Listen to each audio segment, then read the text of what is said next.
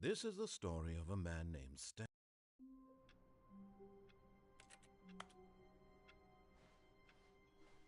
All of his co-workers were gone. What could it mean? Stanley decided to go to the meeting room. Perhaps he had simply missed a memo. Oh, please. Are you really just doing this for the trophy? Click a door 5 times? Is that all you think a trophy is worth? No. I can't just give these merits away for such little effort. A measly 5 clicks. The bucket made Stanley want to be a better man and a better co-worker. In time, perhaps, he would become both of those things.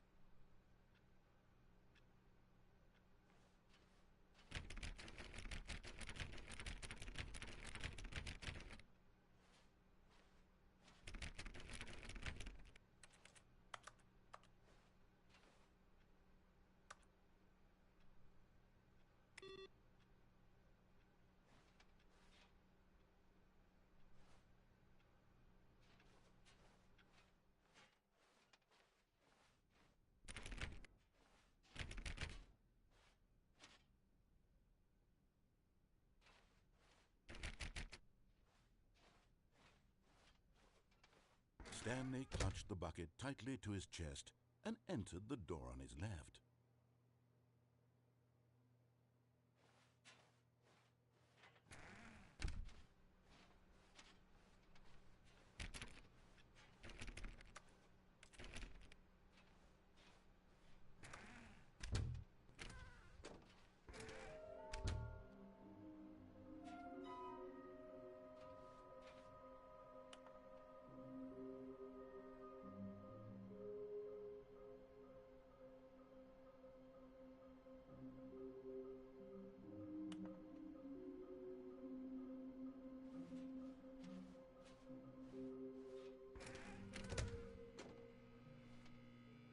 Oh, Stanley, can you feel it? The broom closet. It wants the bucket. You can feel that, can't you? Coming to a staircase, Stanley and the bucket walked upstairs to the boss's office.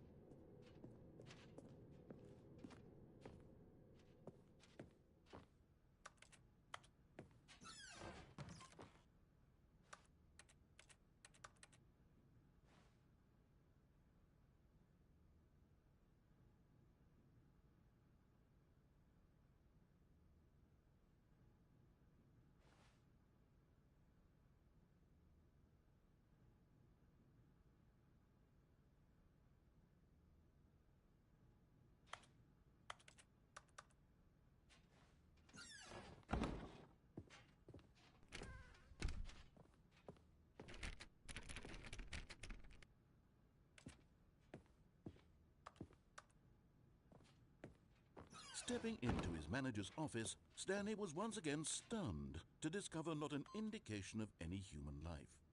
Crushed by the weight of this revelation, Stanley may have but Stanley guessed the correct code by sheer luck. Was it that the bucket knew all along? Was the bucket guiding him?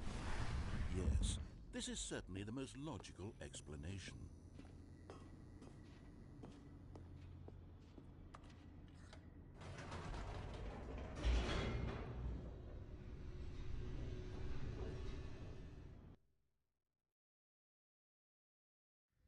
The elevator raced downward, plummeting towards an unknown fate. It would be all Stanley could do to keep himself together, if not for the bucket. Soothing him, comforting him, reassuring that in this darkest moment of uncertainty, he would be all right. The bucket is here for you, Stanley. Everything will be fine. Stanley and the bucket walked straight ahead through the large door that read, Mind Control Facility.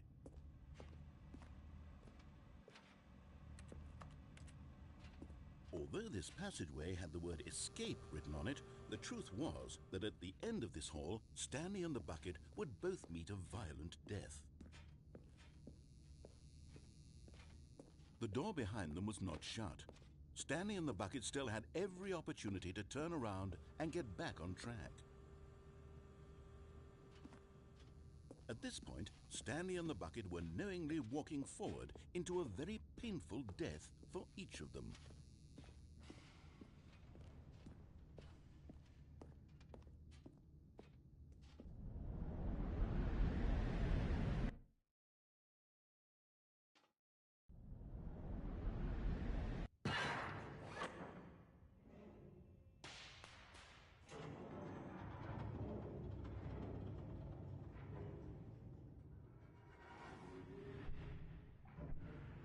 As the machine whirred into motion and Stanley and the bucket inched closer to their demise, Stanley reflected on how meaningless the bucket's warmth and comfort had turned out to be. To be sure, it puts the mind and the soul at ease to embrace the bucket, but what use is a sense of ease when you're about to be crushed to death? This is what Stanley thought to himself, and he sort of kicked himself for wasting so much time carrying a bucket everywhere. Farewell, Stanley.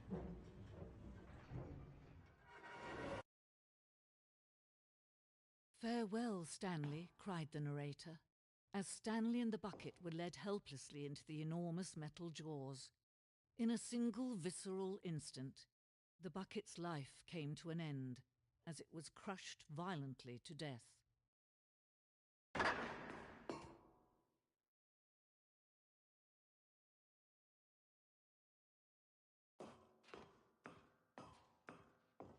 It was a shame, the death of such a magnificent bucket.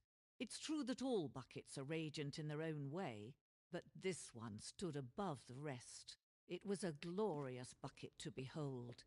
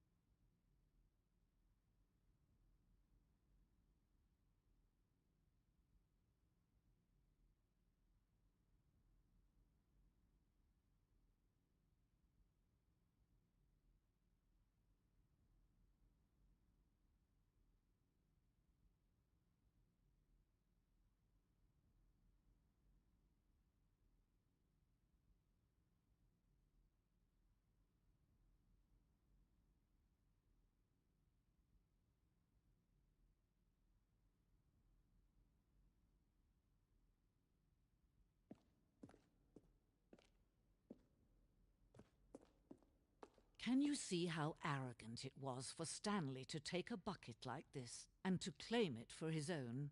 Can you see the hubris that blinded him? Can you see that the bucket is far more noble than Stanley will ever be in his short life?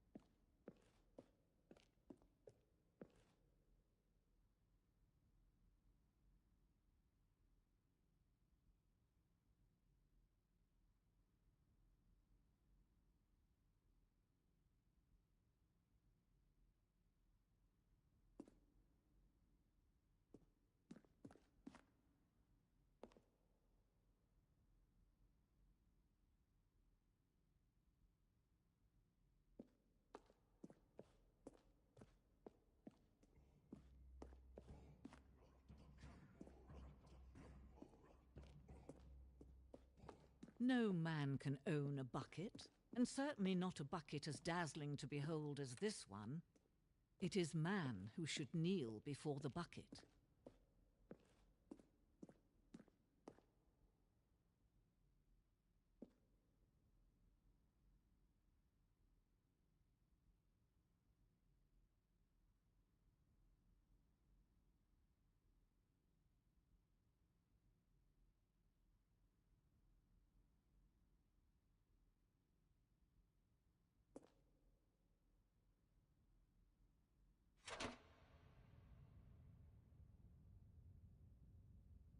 But there is something we can do.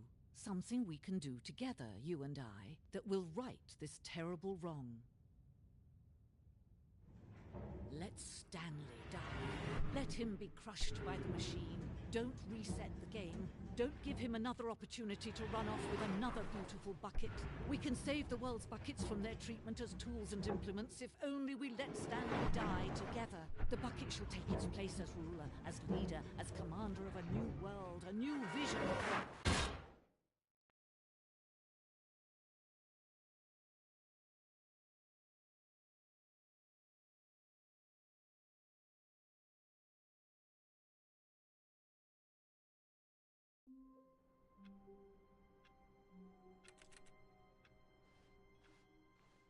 All of his co-workers were gone.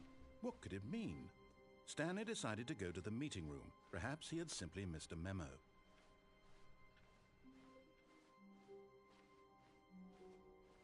When Stanley came to a set of 2 open doors, this was not the correct way to the meeting room, and Stanley knew it perfectly well. Perhaps he wanted to stop by the employee lounge first, just to admire it. Ah, yes, truly a room worth admiring. But eager to get back to business, Stanley took the first open door on his left.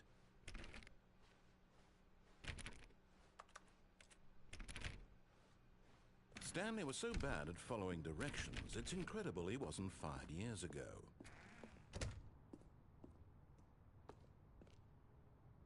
But in his eagerness to prove that he is in control of the story and no one gets to tell him what to do, Stanley leapt from the platform and plunged to his death. Good job, Stanley. Everyone thinks you are very powerful.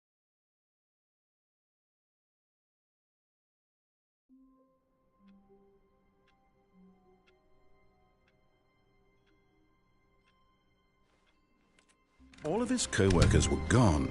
What could it mean? Stanley decided to go to the meeting room. Perhaps he had simply missed a memo.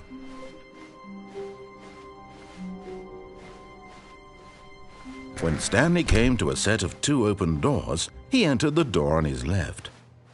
This was not the correct way to the meeting room, and Stanley knew it perfectly well. Perhaps he wanted to stop by the employee lounge first, just to admire it.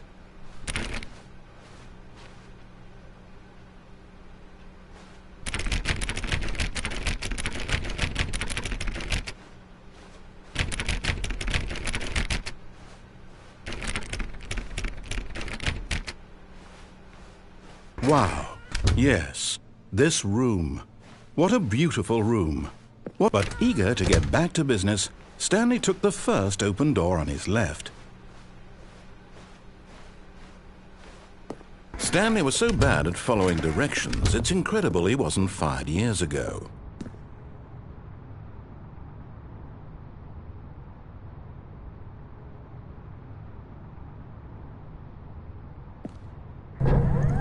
Look, Stanley, I think perhaps we've gotten off on the wrong foot here. I'm not your enemy, really, I'm not. I realize that investing your trust in someone else can be difficult, but the fact is that the story has been about nothing but you all this time. There's someone you've been neglecting, Stanley. Someone you've forgotten about. Please, stop trying to make every decision by yourself. Now, I'm not asking for me, I'm asking for her. This is it, Stanley.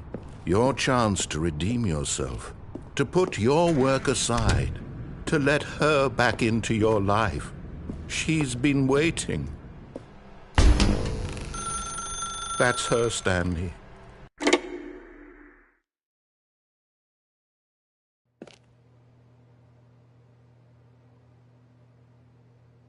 Oh, Stanley, is that you? Hold on, sweetie. Sorry to keep you waiting. I'm just pulling the bread out of the oven. All right. Okay, there we go. All right, now, I want you to come in and tell me all about your day. Gotcha. Oh, come on. Did you actually think you had a loving wife who'd want to commit their life to you? I'm trying to make a point here, Stanley. I'm trying to get you to see something. Come inside. Let me show you what's really going on here. Sorry, but you're in my story now.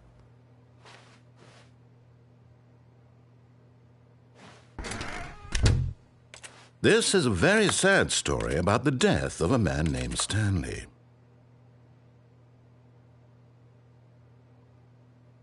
Stanley is quite a boring fellow.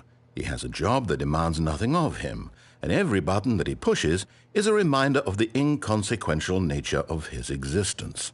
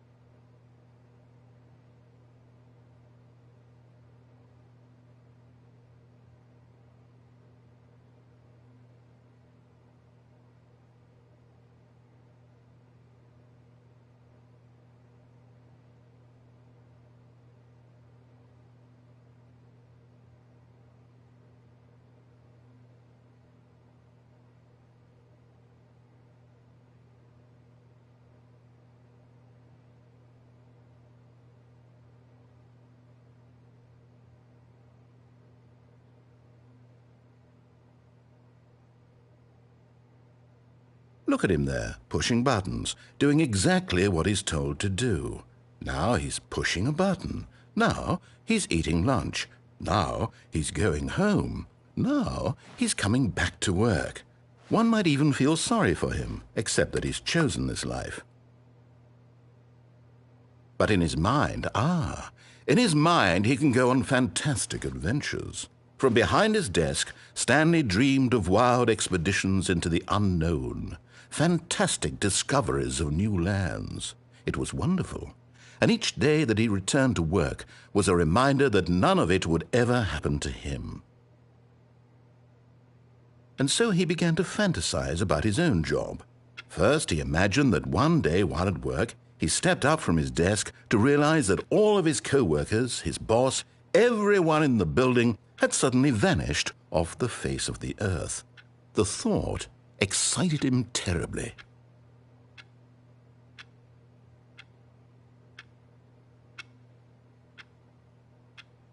So he went further. He imagined that he came to 2 open doors and that he could go through either. At last, choice. It barely even mattered what lay behind each door. The mere thought that his decisions would mean something was almost too wonderful to behold.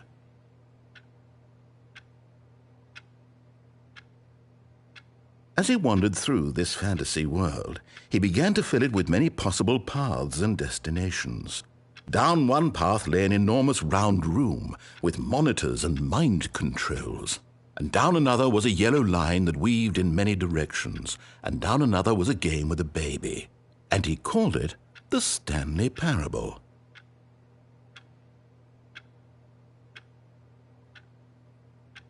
It was such a wonderful fantasy, and so in his head he relived it again, and then again, and again, over and over, wishing beyond hope that it would never end, that he might always feel this free. Surely there's an answer down some new path, mustn't there be? Perhaps if he played just one more time. But there is no answer. How could there possibly be? In reality, all he's doing is pushing the same buttons he always has. Nothing has changed. The longer he spends here, the more invested he gets, the more he forgets which life is the real one. And I'm trying to tell him this, that in this world he can never be anything but an observer, that as long as he remains here, he's slowly killing himself. But he won't listen to me. He won't stop. Here, watch this. Stanley, the next time the screen asks you to push a button, do not do it. You see? Can he just not hear me? How can I tell him in a way that he'll understand that every second he remains here, he's electing to kill himself? How can I get him to see what I see? How can I make him look at himself? I suppose I can't, not in the way I want him to. But I don't make the rules. I simply play to my intended purpose, the same as Stanley. We're not so different, I suppose. I'll try once more to convey all this to him. I'm compelled to. I must. Perhaps, well, maybe this time he'll see. Maybe this time. And I tried again, and Stanley pushed a button. And I tried again, and Stanley pushed a button. And I tried.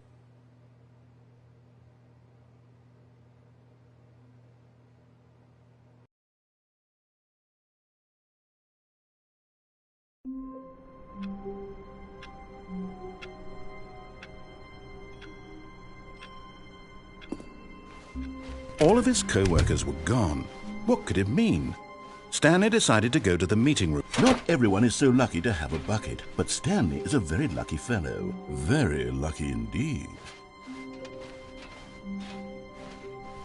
Stanley clutched the bucket tightly to his... This was not the correct way to the meeting room, but Stanley had felt the bucket calling to him, telling him that the employee lounge was simply the place to be. And here it was. Had the bucket turned out to be correct? Well, no, never mind. The bucket was wrong. Stanley took the door on his left to go back to the meeting room. No, Said the bucket. don't go to the meeting room. Go somewhere else. The cargo lift, yes. Go there. Go to the cargo lift.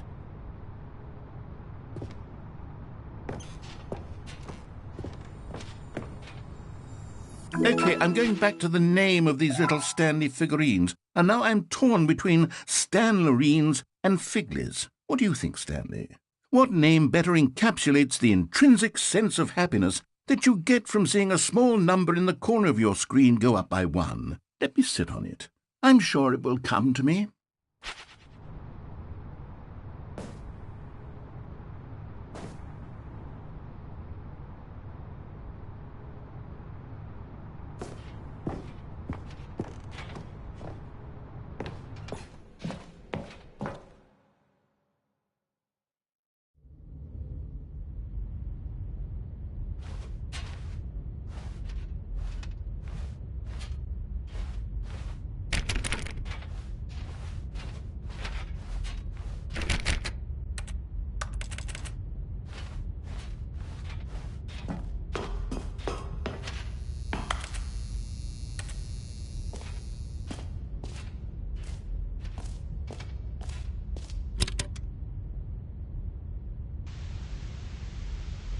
Okay, this is day number 295, tape number... I don't even know. I've lost track. Nothing feels real anymore. The longer I study this bucket, the less sense anything makes. The sheer euphoria I feel every time I pick it up. No matter how many times I've done it, it's always the same feeling. And the emptiness in my chest when I set it down, it doesn't make sense. There's no explanation for it. I still haven't figured out why I see the world so differently when this bucket is in my arms. Why everything feels so... What do I do with this treasure? I can monetize it. Yes. It's unthinkable the amounts of money people will pay for even just an hour with the bucket. This is my golden ticket. But I have to be careful, because as soon as this gets out, there's going to be a target on my back. Even now, I don't know who might be trying to get me. What's that? Who's there?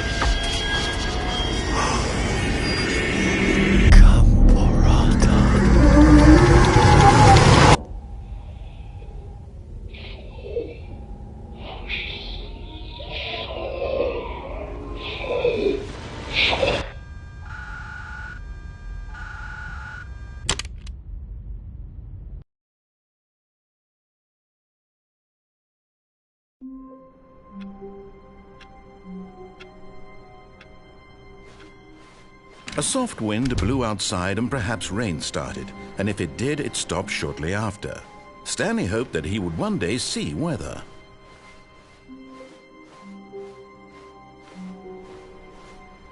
It takes a lot of humility to carry a bucket so magnificent. Stanley checked his ego and then proceeded on. Stanley clutched the bucket tightly to his... This was not the correct way to the meeting room, but Stanley had felt the bucket calling to him, telling him that the employee lounge was simply the place to be. And here it was. Had the bucket turned out to be correct? No, never mind. The bucket was wrong. Stanley took the door on his left to go back to the meeting room. No, Said the bucket.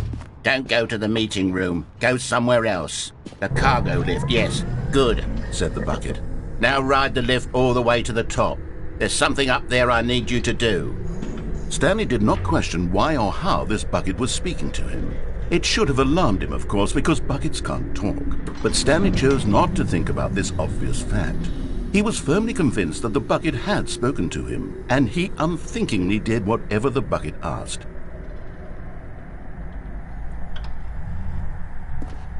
In here, said the bucket. Go into this dark room over here. Stanley once again obeyed blindly. Now pick up the phone. This is the sad story of a man named Stanley and his bucket. Once upon a time, I gave Stanley a bucket because I thought he was lonely and could use a friend.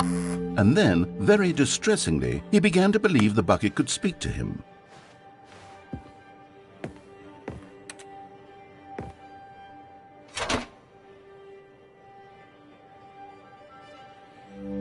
The Stanley Parable Reassurance Bucket was merely meant to provide the comforting glow of companionship. It doesn't literally talk and give you orders. Whatever Stanley is hearing the bucket say to him is just in his head. Lately, I've been concerned about him. Wouldn't you be concerned as well? To see him delusional like this, obsessing over an inanimate metal object? I want to say something to him, but I don't know how I can convince him. I don't know if he'll listen to me. Oh, I'll try anyway. Stanley, can you hear me? Listen to me. It's just a bucket. It can't think, it can't talk. All it will ever truly do for you is effectively transfer a liquid from one location to a different location. That's it. It doesn't do anything else. You see, he's not listening. He's still taking orders from the bucket. You know, once upon a time it was me he took orders from, me he trusted and listened to. Now all he cares about is his awful bucket, this stupid hunk of metal.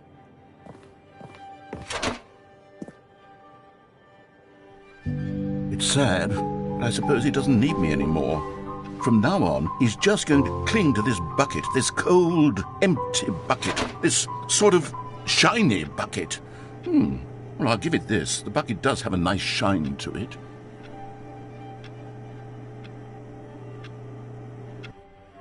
Yes, I suppose on closer inspection that it doesn't quite look like your average hardware store bucket. It's just a little more, what am I trying to say? Sturdier, more capable of transporting liquid. Like it would be better at moving an amount of water from one room to another. Oh my God, what am I saying? Better at carrying water from room to room. It's a bucket. It's literally just a bucket. Why do I feel some need to point out the ways in which it's so much more than just a regular bucket? Oh no, I'm having feelings for the bucket. No, no. What's going on? Why do I want to be with the bucket? Hear what the bucket has to say. Do anything it asks. What's wrong with me? I don't understand. Perhaps if I had the bucket, this would be less confusing. Yes, the bucket could tell me what to do in this troublesome situation.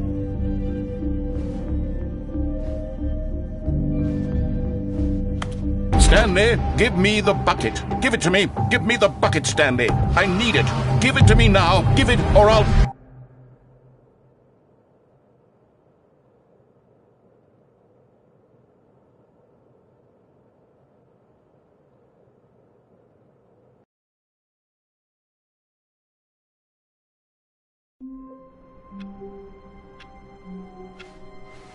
Wait, Stanley thought to himself. Am I sure that the orders stopped coming in? How is that possible? They never stopped. Surely I was mistaken.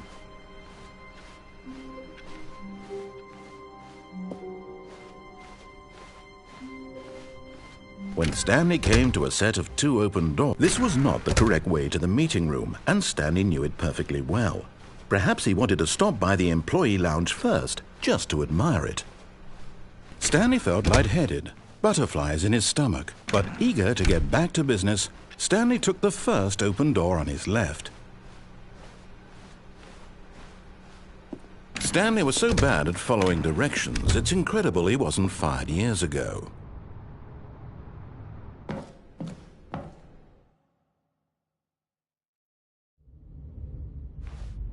Stanley had now gotten himself so far off the beaten path that it seemed the office had begun.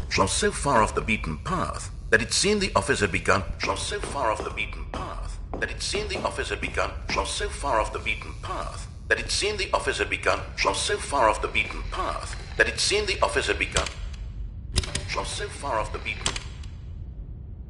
You didn't think I was actually just a recording, did you? What a silly and trite explanation that would be. All the back and forth between you and me, all the absurd adventures we've been through, and it all turns out I'm just a tape recording? It was all just in Stanley's head. I bet that's the kind of twist you think is revelatory. I bet each and every time you watch a movie where it turns out all to be in the main character's imagination, you must absolutely bolt off the couch in pure shock at the phenomenal and intricate storytelling. It must be so simple to be you. Life being an unending waterfall of surprises and delights. How much more exciting you must find the world than the rest of us do. Now I've become sad. Look what you've done to me. This is all your fault.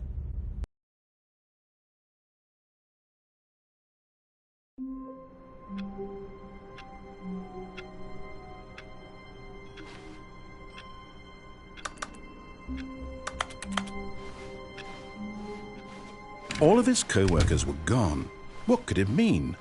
Stanley decided to go to the meeting room. Stanley cradled the bucket in a gentle embrace. Protective, yet delicate. Assertive, yet compassionate. Stanley clutched the bucket tightly to his chest and entered the door on his left.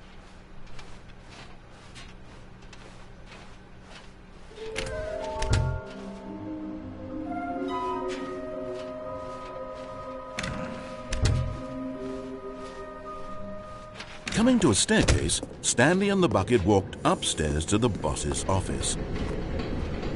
But Stanley just couldn't do it. He considered the possibility of facing his boss, admitting he had left his post during work hours. He might be fired for that. And in such a competitive economy, why had he taken that risk? All because he believed everyone had vanished? His boss would think he was crazy. And then something occurred to Stanley. Maybe, he thought to himself, maybe I am crazy.